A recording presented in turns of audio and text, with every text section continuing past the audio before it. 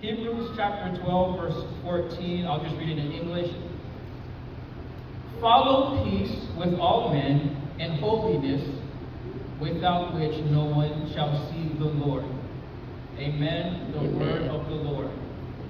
It is an honor, it is a privilege yet again to be here and to have the opportunity and the privilege to share the word with God's people. Every moment that God gives me where I am able to share the word and invest in all these wonderful people who have invested in me in any shape or form, it is a privilege, it is an honor, and I will always be grateful for this opportunity. This evening, we're going to be speaking from the subject, the counter-cultural crowd. Si nous avons un sujet que nous allons partager avec nous à soir, c'est groupe monde qui compte culture dominante. Là, nous lisons Hébreux chapitre 12, verset 14. Nous avons message ça. C'est pour un monde qui est spécial, c'est pour croyants, c'est pour un monde qui a accepté Christ déjà, et c'est pour un monde que bon Dieu mette dans course, pour courir course là, tout le monde qui a un rôle pour faire, mais à courir dans course là, et bon Dieu va une opportunité pour courir ensemble, courir course là ensemble.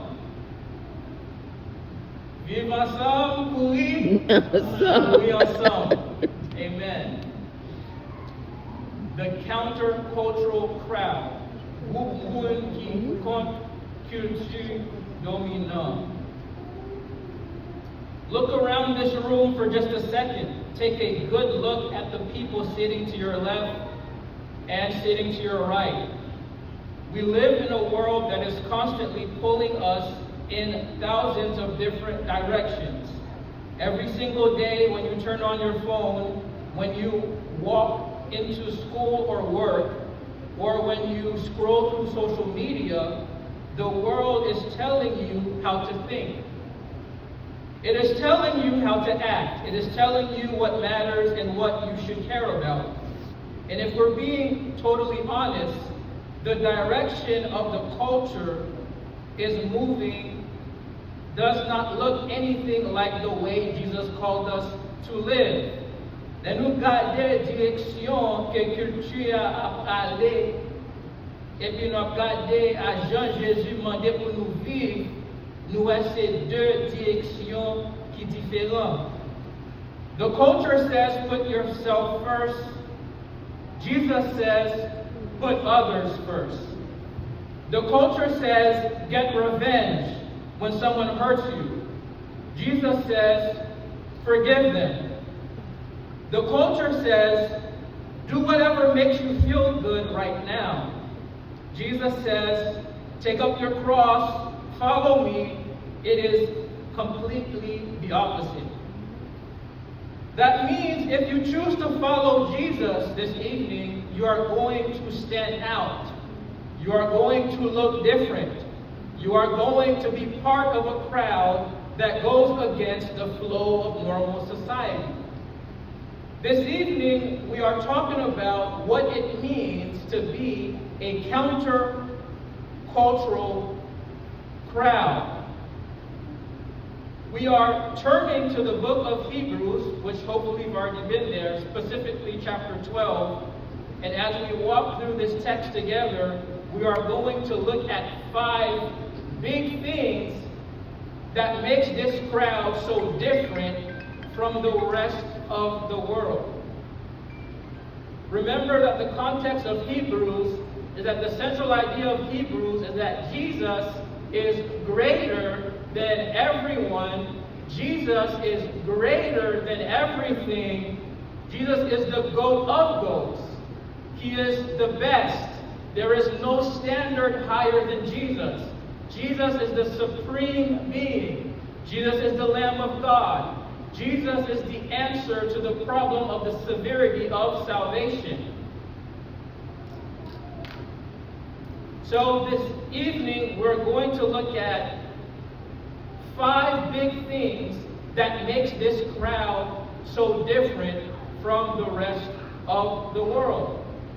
Asper n'a parlé de 5 bagailles qui fait groupe ça différent à monde.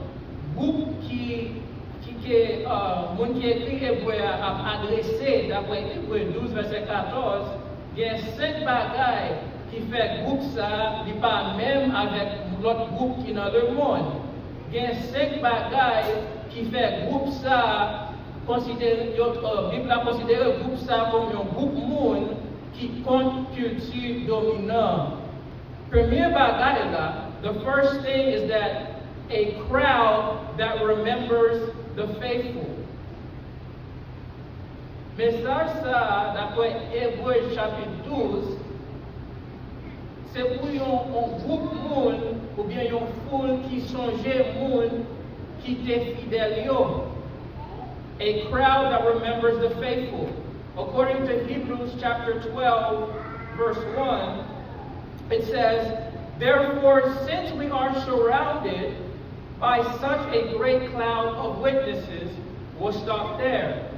If you take a screenshot of Hebrews chapter 12 and you go back to Hebrews chapter 11, you will notice the people that we spoke about in our Bible study, the people that are considered legends in the faith or very important in the faith. But also remember that Jesus is greater than everyone. Jesus is greater than everything, and we are supposed to believe and have faith in Jesus. According to Hebrews chapter 12, verse 1, we see that the crowd is a crowd that remembers the faithful. We see the word therefore. Whenever you see the word therefore in the Bible, you have to ask, what is it there for? It is pointing us back to what came right before it.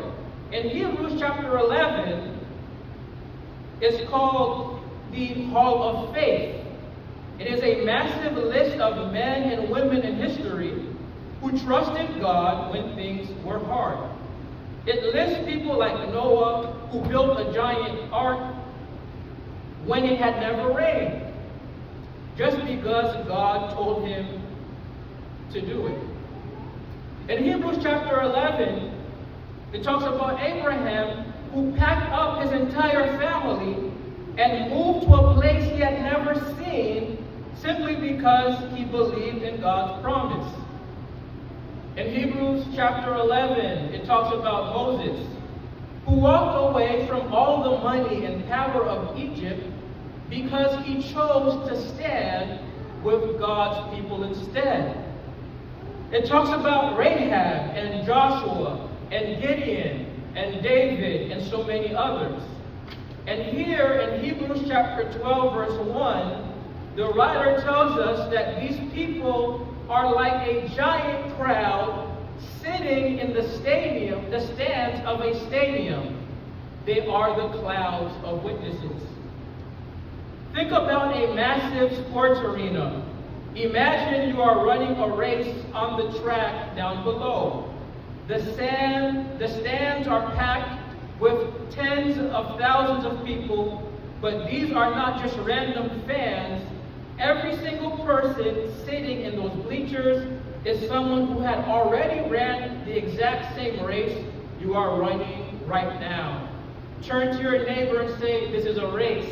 This is a race. This is a race. This is a race. Ça c'est une course. This is a race. Et faut nous courir ensemble. Faut nous suivre Jésus ensemble. Faut nous développer ensemble. They know how hard the track is. They know how much your legs ache at mile 20. They know what it feels like when you want to throw up and quit. And they are leaning over the railing, cheering you on with everything they have. They are shouting, keep going, and don't give up. Think about men like William Tyndale. Tyndale was a man who lived in the 1500s. Back then, common people were not allowed to have a Bible in their own language. The leaders wanted to keep the Bible in Latin so that ordinary people had to rely on them for everything. But Tyndale, a leader who was running the race, a notable Christian figure, he knew that God's word belonged to everyone. He risked his life, went into hiding, and he translated the Bible into English directly from the original Greek and Hebrew. When they finally caught him, they tied him to a stake, strangled him, and burned his body because of his sacrifice. You and I can pick up an English Bible today and read it for ourselves thanks to William Tyndale. Think about Martin Luther, who stood up against the most powerful institution in the world and said, "My conscience is captive to the Word of God. I cannot and will not recant." Think about ordinary grandmothers and grandfathers in your life who prayed for you, who stayed faithful through poverty, through disease, through heartbreak, and kept loving Jesus to their very last death. When you feel like giving up, you need to remember that you are part of a long line of believers. You are not the first person to face hard times. You are not the first person to be made fun of for your faith. You are part of a crowd that remembers the faithful who went before you, and their stories prove one big truth, that God is trustworthy. Ou ka met confiance dans bon Dieu. Là, on regarde toute promesse que bon Dieu te gagné avec les hommes, là, nous considérer toute promesse que te gagné, spécialement dans l'Ancien Testament, ou ka ouais d'après histoire bon Dieu, ou bien histoire Jean bon Dieu react ou bien interact avec l'homme, ou ka bail bon Dieu confiance. Là où bail bon Dieu confiance, ou pas perdu. The second point is, this message is for a crowd that releases the weight. A crowd that releases the weight. Message ça, c'est un message pour un full monde qui lage Shaila. Gade moun ki bon kote on a dit moun sa lage Shaila. Lage Shaila. Chay qui pas permettre pour ka courir, pousse bon Dieu vle pour courir la guerre. Amen. Chay qui pas permettre pour développer dans le royaume bon Dieu à la guerre. Chay qui pas permettre pour comprendre bon Dieu plus bien la guerre Shaila. In Hebrews 12:1, the writer references and says, "Let us throw off everything that hinders and the sin that so easily entangles." There are two distinct things mentioned here. First, everything that hinders, or every weight. Second is the sin that so easily entangles. Those weights are not necessarily a sin. It might not be something evil or immoral in itself. It might just be something heavy. Think about an Olympic runner getting ready to sprint a 100-meter dash. What is he wearing? He is wearing an ultra-light shorts, a thin tank top, and shoes that weigh almost nothing.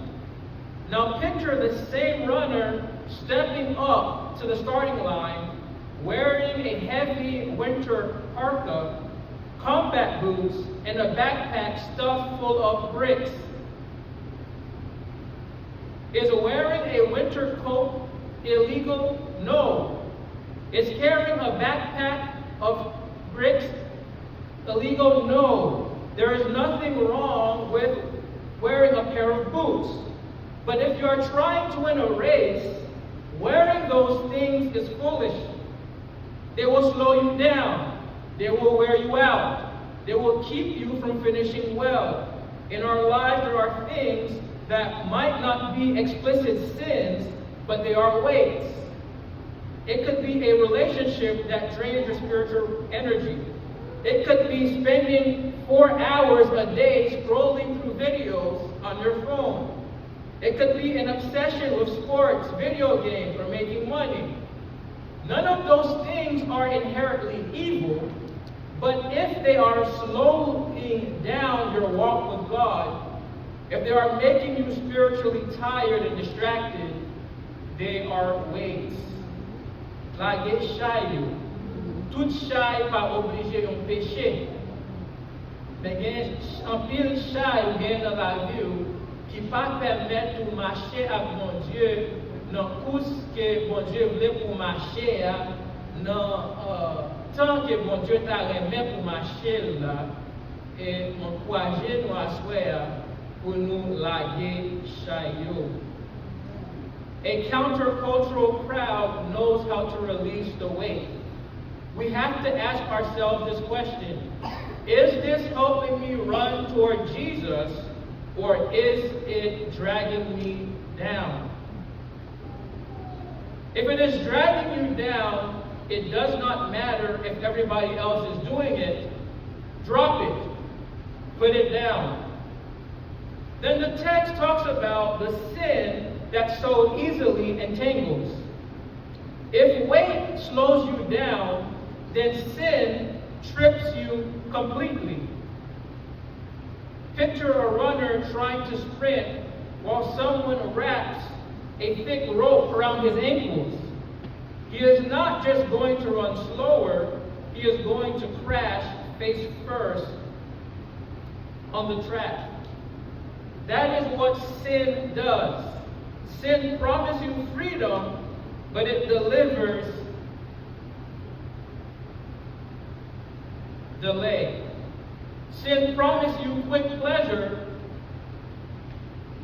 a moment of relief, or a temporary high, but it leaves you tangled up, broken, and unable to move forward.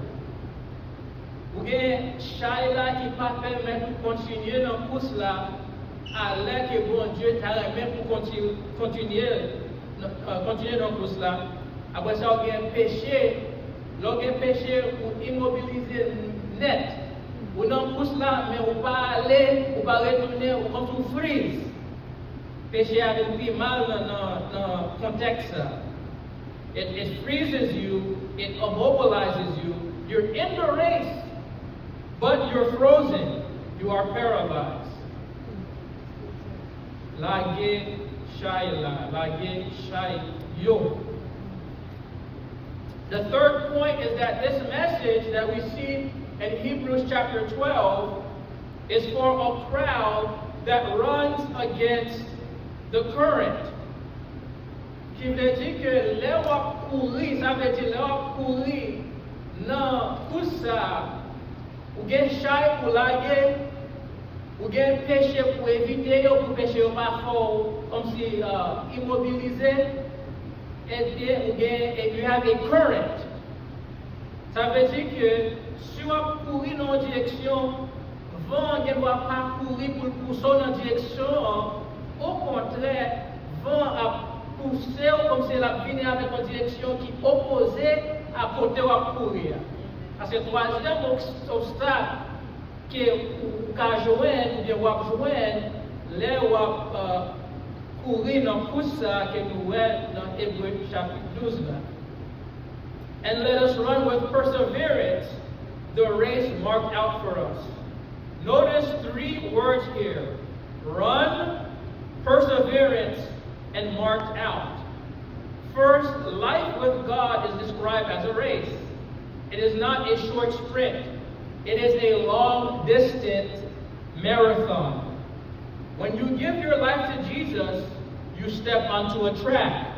And this race requires effort. It requires energy.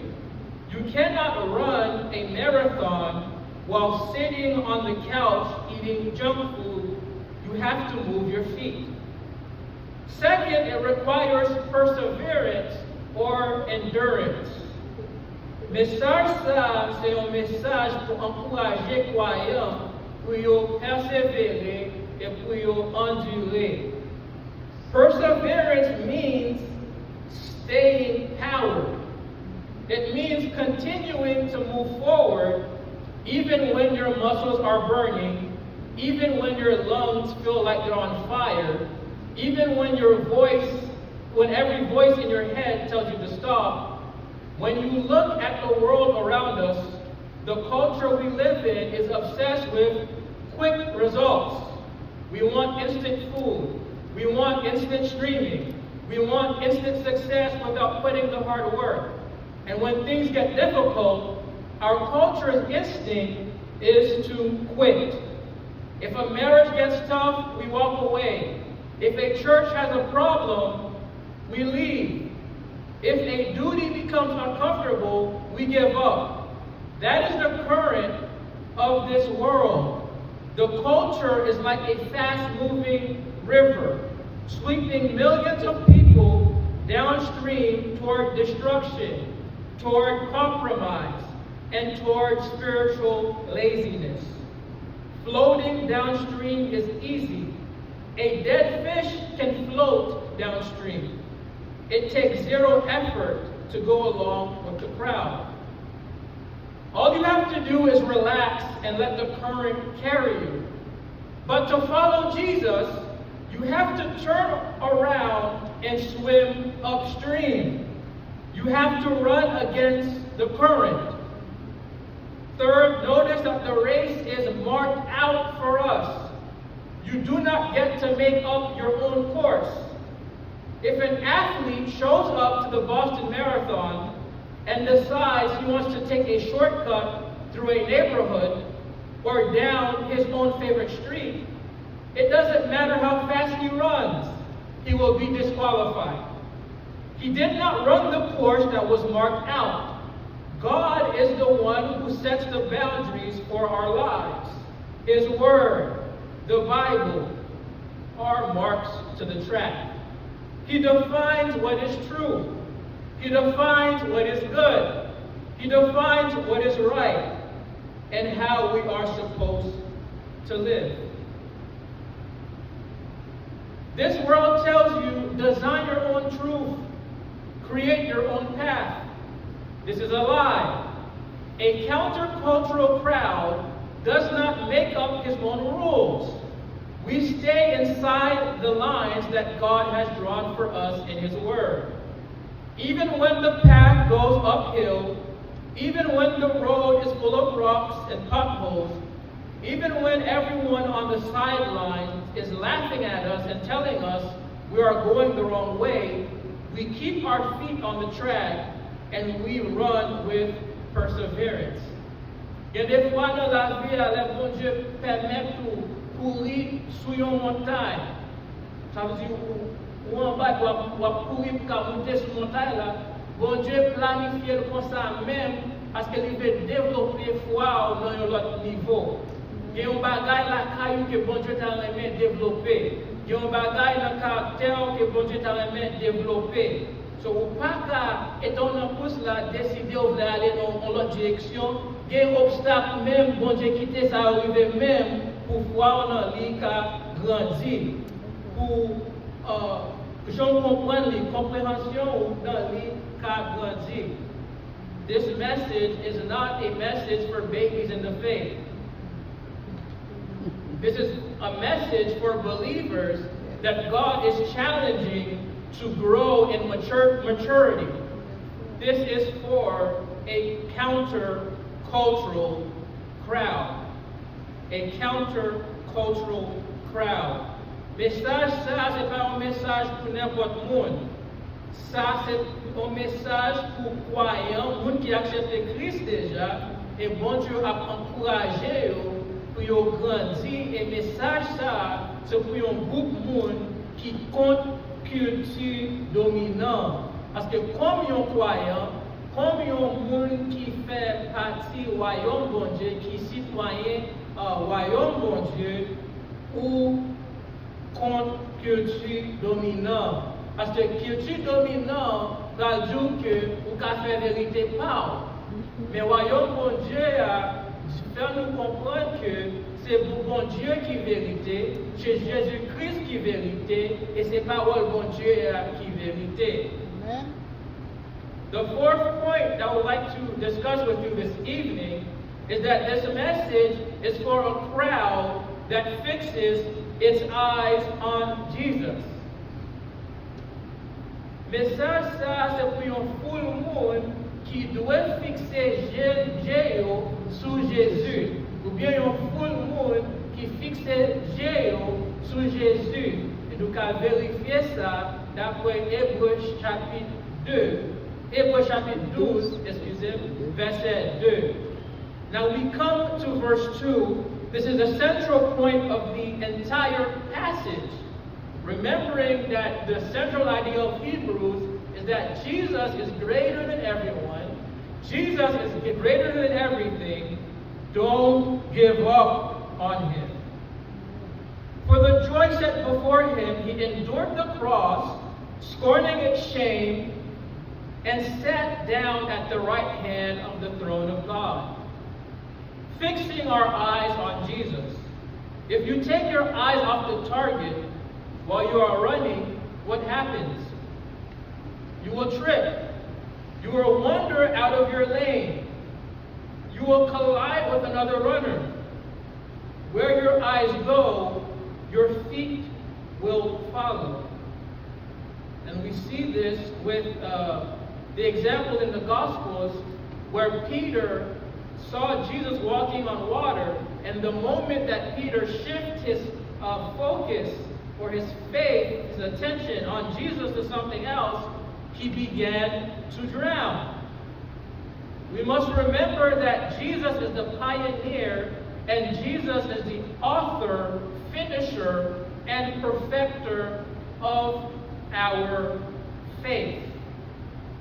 That means Jesus started with your faith and Jesus is going to complete your faith. Foi que o gain au bon Dieu a commencé à Jésus et c'est Jésus qui a complété foi ça dans où. He ran this exact race first. He lived in a sinful, broken world. He was tempted in every way, yet he never sinned. He was rejected by his own family. He was betrayed by his close friends. He was hated by the culture around him. And look at what he did for us. For the joy set before him, he endured the cross, scorning its shame. Think about the cross for a moment. The cross was not just a painful way to die. It was designed by the Roman Empire to be as humiliating as possible. They stripped victims naked. They exposed them to public mockery. It was a death filled with shame.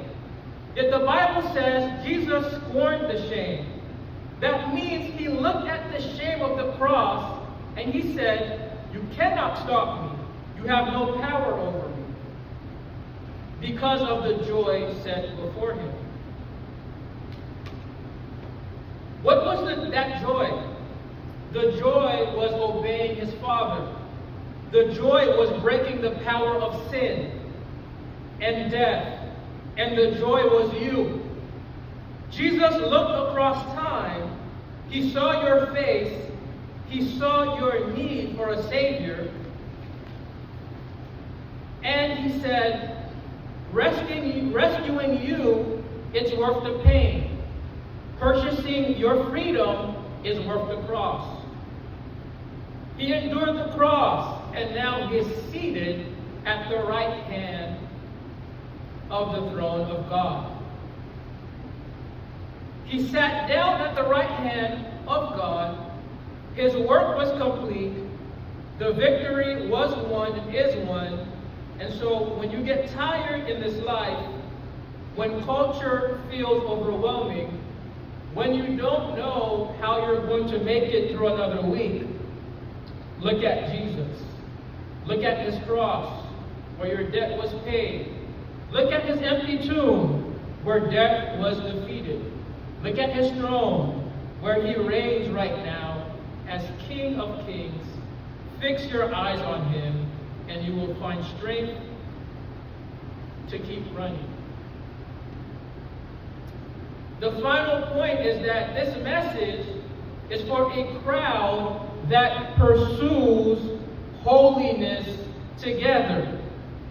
As we move through verses 12 to 15, the author gives us some practical instructions on how this countercultural crowd is supposed to live out its daily walk. Therefore, strengthen your feeble arms and weak knees. Verse 13, make straight paths for your feet, so that the lame may not be disabled, but rather healed. Verse 14, make every effort to live in peace with everyone and to be holy. Without holiness, no one will see the Lord. Verse 15, see to it that no one falls short of the grace of God, and that no bitter root grows up to cause trouble and defile many. We are on our last point.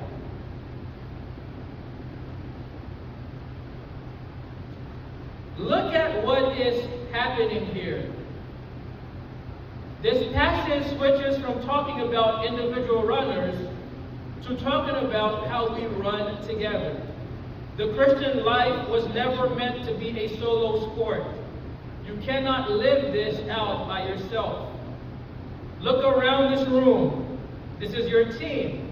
This is your crowd. And look at what we are called to do for each other. Verse 12 says, strengthen feeble arms and weak knees. When you are running a long race, there comes a point where a runner's arms start to drop. His knees start to wobble. His legs feel like lead. He is about to collapse on the side of the road. What does a countercultural crowd do when a brother or a sister is collapsing? We don't step over them and keep running. We don't laugh at them. We don't point fingers at them and judge them. We stop, we reach down, we grab them under their arms, pick them up and say, we are not leaving you behind. We are running this race together. When someone in your church is hurting, when someone is going through a terrible trial, when someone is struggling with their faith, you do not abandon them. You help strengthen their weak knees. You encourage them with God's word. You pray for them. And verse 14 says, you pursue holiness together. Without holiness, no one will see the Lord. That is a powerful statement. What is holiness? Holiness simply means being set apart. It means being clean, being pure, and being dedicated to God. It means living a life that reflects His character. The world tells you that holiness is boring. Culture tells you that sin is where the real fun is. That is one of the oldest lies in history. Sin promises freedom, but it brings death. Holiness brings real life, real joy, and real peace. Make every effort. Holiness does not happen by accident. You don't just wake up one morning and magically find yourself holy. It takes effort. It takes intentional choices every single day. It means choosing what you watch, what you listen to, how you talk. and we pursue this holiness together. We hold each other accountable. We sharpen each other like iron sharpens iron. So let me just ask you this evening, which crowd are you standing with? Are you swimming downstream with the rest of the world? Are you letting culture tell you how to think, how to act, and how to live? Are you weighed down by sin, distracted by useless things, and running in circles? Or are you ready to step out and be part of a counter-cultural crowd? Imagine a crowd of believers who remember the faithful who came before them, knowing that God will never fail us. Imagine a crowd that releases the weight and throws off the sin that trips us up. Imagine a crowd that runs against the current of culture with relentless perseverance. Imagine a crowd that fixes its eyes on Jesus, drawing all of our hope, joy, and courage for Him.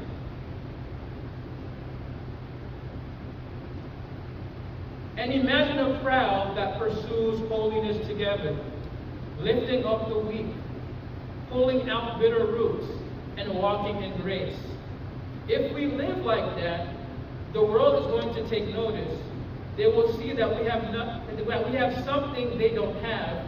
They will see that circumstances cannot destroy. They will see peace that does not make sense in the world. They will see the love and power of Jesus Christ living inside of us. It's time to stop blending in. It's time to stop playing around on the sidelines. It's time to step onto the track, throw off the weights, look to Jesus, and run the race together. En nous continuer ensemble, en nous courir tout cela ensemble, Jean bon Dieu voulait pour nous courir, et en nous continuer fixer genoux sur bon Dieu ensemble. L'Éternel bénit. Amen.